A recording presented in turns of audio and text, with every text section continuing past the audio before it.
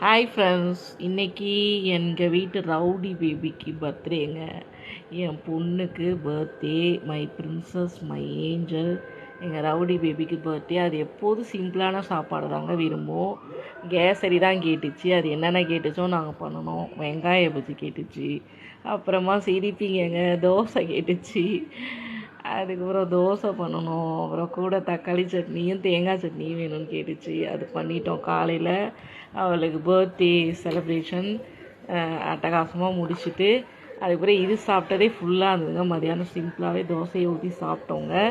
அதுக்கப்புறம் நைட்டு ஒரு கலக்கிட்டோம் பர்த்டேக்கு. அதுவுமே அவள் என்னென்ன டிஷ் கேட்டாலும் நாங்கள் பண்ணிட்டோம்.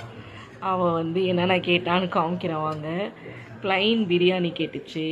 நல்லா ஸ்பைஸியாக ப்ளைன் பிரியாணி எப்போதுமே எங்கள் வீட்டில் நான் பண்ணால் தான் எல்லாருக்கும் பிடிக்கும். ப்ளைன் பிரியாணி பண்ணிட்டேன். அதுக்கப்புறம் சிக்கன் கிரேவிங்க, அது அவங்க அப்பா பண்ணார். அதுக்கப்புறம்